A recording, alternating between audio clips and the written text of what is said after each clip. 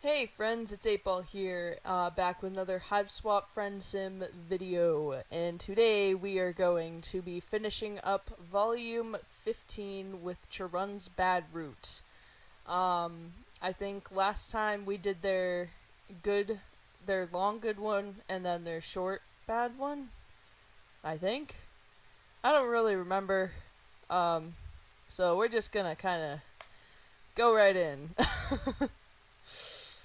Actually, you know what? You think you've had it up to here with friendship. You're sure you'll go back to your regular friend making bullshit later, but today is just one of those days. A curl up under the blankets with your favorite show sort of day. A leave your phone on silent and say nothing to no one sort of day. And honestly, you've watched a friend almost die of poisoning and gazed upon a juggalo afterlife. You think you've more than earned a day, or night rather, of respite like this. So, just for today, you turn your back on this new swath of Alternian City you were considering walking through, and head back to ye old hideout. No explorations for now, only bed. You drag yourself up the scaffolding to your hidey hole. More than anything, more than binging on media or relaxing amidst the peace and quiet, you want to take a nice long nap. You spill yourself into the little pile of bedding, pillows, and various pieces of clothing you've managed to throw together and settle in. As soon as your body touches it, and as soon as your body touches it, you're out like a light.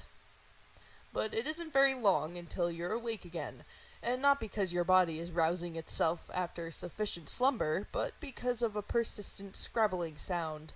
A persistent scrabbling sound that is followed by a loud thunk. Typically, that would be enough to get you up.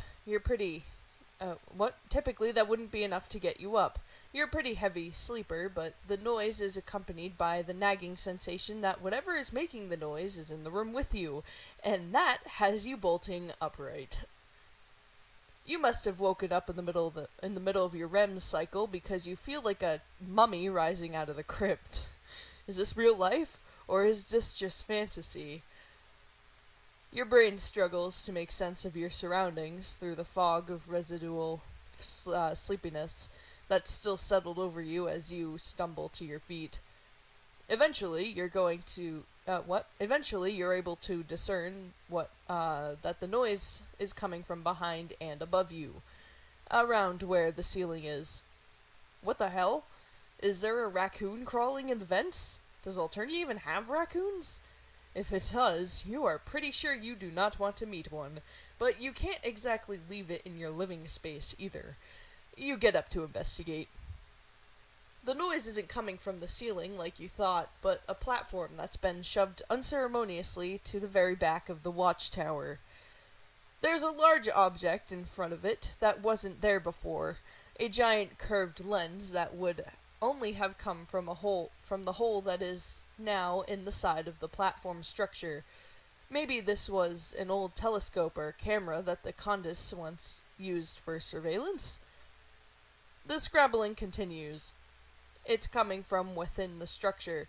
You're not eager for whatever it is to come jumping out at you as soon as you stick your head inside, but you steel your nerves and hoist yourself up. You find yourself face to face with not some weird animal or bug, but a troll. ... This is a bona fide friend opportunity. It's practically fallen in your lap, but you find yourself unexpectedly ornery about it.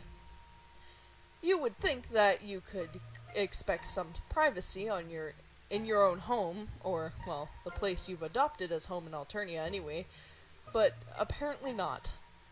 Even when you've decided that you are in the friending mood, the universe goes yeeting new friends into your pathway anyways.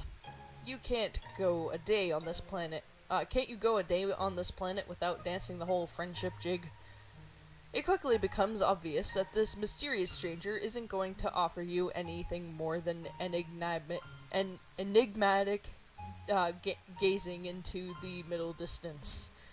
Ah, so many big words.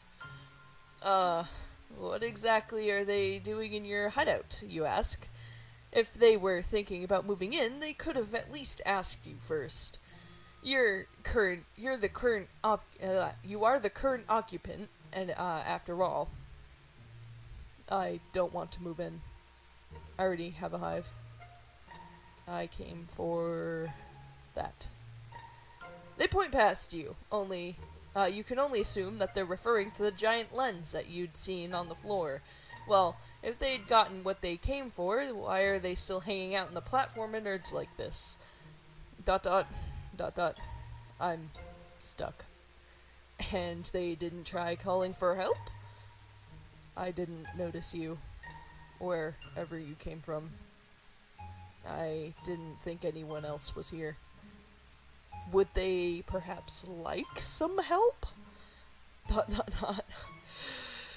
Maybe. As you hop down from the platform, you find your ire draining from you, much like flesh juice from a pimple. It's difficult to stay angry upon witnessing what's possibly the most pathetic burglary attempt ever, and that's counting your little fiasco with your ship. After walking around to the other side of the platform, you can see the troll's booted legs sticking out from a gap in the structure. It looks much too narrow for anyone to crawl through, and yet that's exactly what they must have done in order to push the lens out from behind. You yell that you're going to try to pull them out. You hear a faint, muttered, "Okay," and reach up to grab them around the waist, pulling hard. It takes a couple of tries, but with one last particularly hard pull, you are able to tug them free. They tumble down on top of you. Thanks for getting me unstuck and breaking my fall. You didn't really do that part on purpose, but you're glad they appreciated it, you guess. They seem pretty content to continue lying on top of you, actually, but they're heavy, so you wriggle out from underneath them like an earwig from under a rock and clamber to your feet. You nod at the lens. That's what they want, huh? The troll sits up, crossing their legs. You can see them more clearly now that they are sequestered inside the platform, although their face is obscured a little by their shaggy hair and floppy wide-brimmed hat. They look about as sleepy as you felt earlier, as sleepy as you're in danger of feeling again, in fact.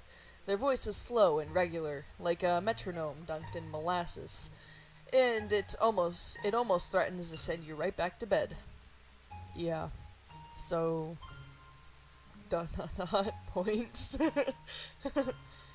Can I have it?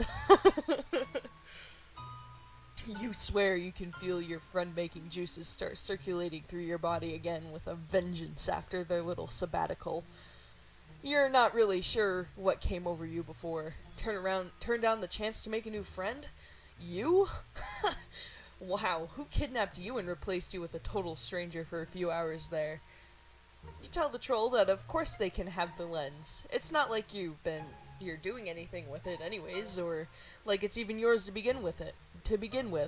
It just was abandoned here along with the rest of this broken down tech. Curiously, you ask what they want it for. Are they building something? Perhaps they're an engineer of some sort. No. Climbing all the way up here just for some building material? It would be pretty dumb. I want to use it for... ...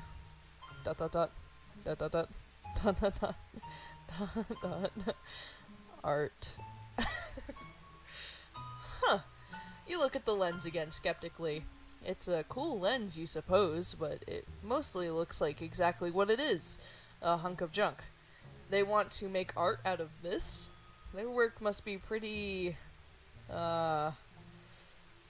So, last time we said interesting. That was the first thing we were able to do. And that, was the quick ending. Because they don't want to hear interesting. They want to hear weird. Haha. Yeah. The two of you alternate between looking at the lens and at each other for a while. Usually over the course of making a new friend, they usually would have asked you to do something by now, or presented you with some sort of choice between two potential courses of action. Um, is there anything they'd like to do now that they've retrieved their art materials? Dot dot. So last time we clicked the 2 dots, but I think this time I'm gonna try these ones, the 4 dots, and see. Dot dot dot dot. Gets all on you then. They probably want to take the lens back to their hive, right? I would, but I'm tired and hungry. Foraging for garbage takes a lot of energy, and I used the last of it climbing up here. I don't think I'll be able to carry it by myself. They really didn't think this whole junk heist thing through very well, did they? But would you look at that? This is an excellent time to make a suggestion. Oh, fuck, I forget which one we did. I Can Help You Carry It was the one we did last time, and that led to the good route, so why not look for more easily portable trash? We're only about 11 minutes in, so, I mean, look for easily portable trash? Okay. Sure, this giant lens is pretty neat, but there's probably plenty of other cool stuff they could use that wouldn't be such a pain to move. Your new friend considers this, scratching their cheek. There is one place that I go a lot for material. You nod. Maybe the 2 of you can go there then. You could help. You'll even graciously hold on to the lens for them so they can come get it some other time. Okay. I would have to come back for it. Even if you hadn't said anything, though. Oh, what the fuck? What is this place? And why?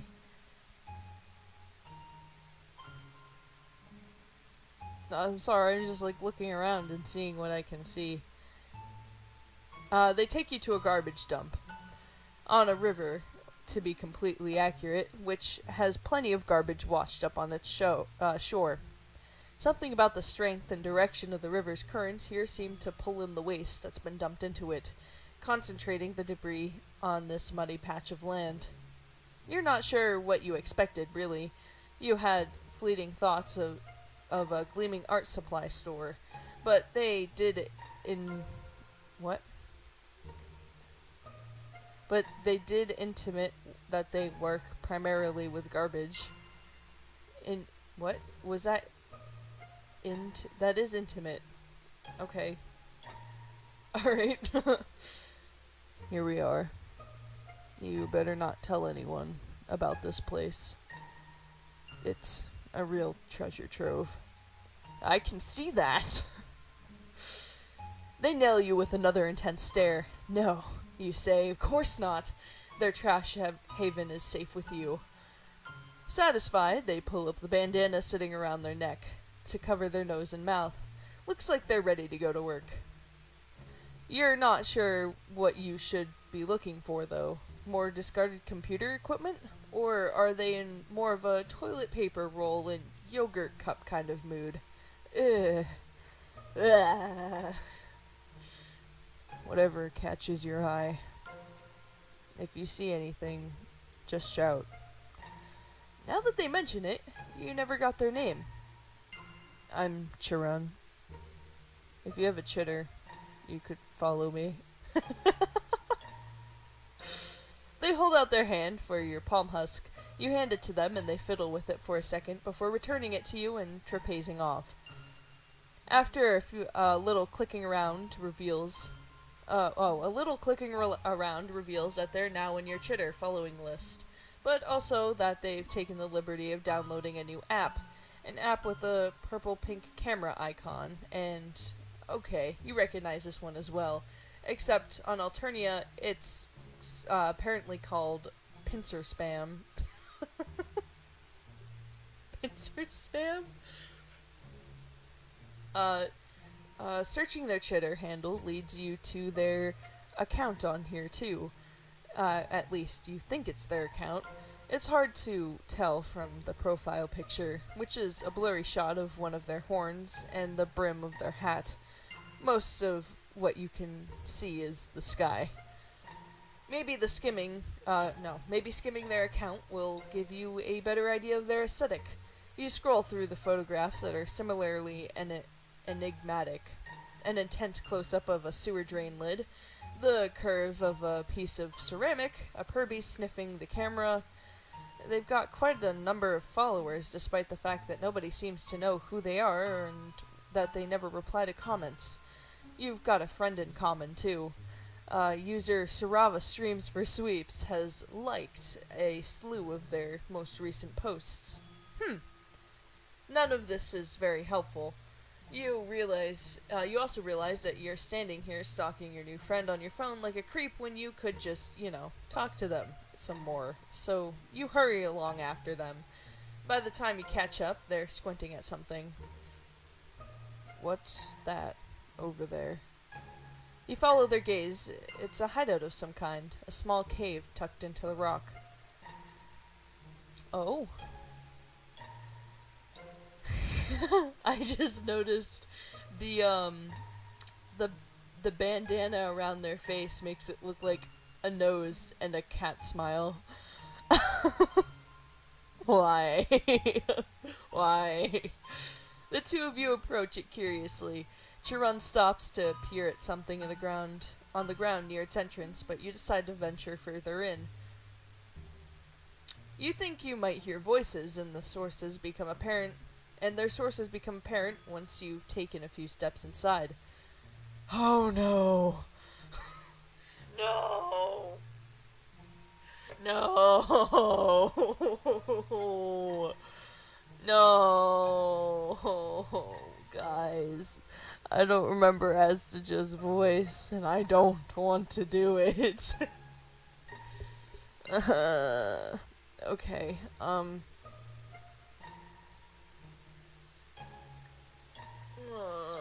be right back. Okay, so I'm back, and turns out I'm going to die all over again. I knew there was one character I had a very hard time keeping the voice of, and unfortunately it was Astaja, so wish me luck. Who goes there? Reveal yourself! Oh no. Why? Why?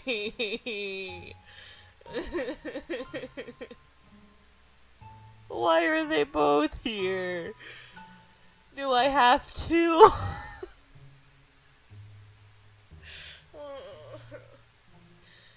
Oh, it's just you. Back for round 2. The likelihood of this battle's outcome being anything more than me kicking your ass is exactly 0. Typically, this would be a massive waste of my time. But luckily for you, I have nothing better to do. No, please don't.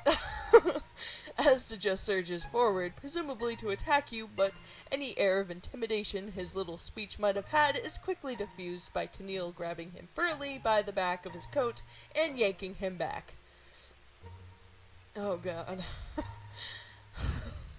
I don't even remember her voice. Daja, don't be rude. Astaja shrugs Keneal's hand away. The quiet sizzle of his psionics is like the hiss of a pissed-off cat. Yeah. This, my dear Keneal, is merely smack talk. As a prince among my caste, rudeness is simply not a part of my repertoire. Keneal just snorts. Well then stop being a strife-hungry dick. My friend is delicate, okay? You protest that you aren't all as delicate as last time you'd run into each other. You've done some shit. Astaja's sparkly side nonsense doesn't scare you now. The two of them are too focused on each other to pay attention to you. You telling me not to fight for once is pretty rich. Don't you think I feel the same as you? It's been too long since I've had someone to punch. Whose bright idea was it in the first place? To hole up here in this trash dump for days. I told you over and over again that we are here for our quarry, and what? Because our quarry is somewhere close. We just have to figure out exactly where. I think it's a perfectly rational plan. You would see that. You would see that if you just think for a second. Yikes. You thought that maybe you could have a nice three-way friend reunion, but yeah, they're too busy squabbling. Meanwhile, where had Charun gotten off to? Charun. Oh my god, okay. Where had Charun gotten off to? You slink away from the escalating sniping, looking around for them. You're not entirely surprised when you find them hunched over some object on the ground, poking at it. You know these two, you say with a you say with a stage whisper, pointing at Camille and Azdaja's direction. You could introduce them once they're not quite so much yelling. Once there's not quite so much yelling going on. Charun pulls down their bandana to answer. ... No thanks. I found something more interesting over here. They gesture to an object. This is a great find. I've never seen anything like it. I could make something amazing out of this. You take a proper look at the object. It appears to be a miniature satellite dish with a few pipe cleaners sticking out of it. Unlike all this stuff out here, though, this object is moving. The dish is rotating while a few lights glimmer softly at its base. You're pretty sure this isn't trash. And weren't Camille and Azdaja just discussing tracking someone? Whatever this is, it probably belongs to them. Yeah, that's why you've got to distract them. So I can nab it. Oh no! No! Okay, so this is no longer scavenging. This is straight up thievery. You glance at Camille and Azdaja again. They're so preoccupied with arguing with each other that they haven't even looked your way. But once they realize the tracker is missing, they'll probably decide to go after Charun to get it back. If that happens, stall them so I can get away in time. This doesn't sit right with you. You don't want to screw your two other friends over, and the energy between them is so weird right now. The verbal sparring looks about a hair's breadth away from turning into physical sparring, but they also kind of look like they want to make out. Gotta love Kismatude. Whatever is going on, you don't want to be caught up in the middle of it. That, however, sounds exactly like what Charun wants you to do. I can make it up to you. Someday. Oh, fuck me. Before you can make a decision, Charun tucks the piece of tech under their arm, and they take a running leap towards the fence that sections off this gross trash store from the woods, vaulting over it in an impressive display of athletic prowess. You cringe. Charun is really leaving you in the lurch here. This is so not the kind of thing a good friend would do, but then maybe you never were really friends in the first place. Oof. Rip. Alright, so that was Charun's bad route, I guess. I can't believe these two came back. Okay. I mean, well, they should have come back at some point anyways, so. Anyways, that is all for, I think, volume, 15, guys. I think we just finished it. If you enjoyed the video, please like, comment, and subscribe. If you would like to play the game for yourself, there will be a link in the description where you can go to the Steam store and buy it for only 99 cents, which is pretty good if you ask me. If you do not want to buy it, that is totally fine. You can watch all of my videos on it. in the playlist at the end of this video. I've covered every single thing in Friendsim so far.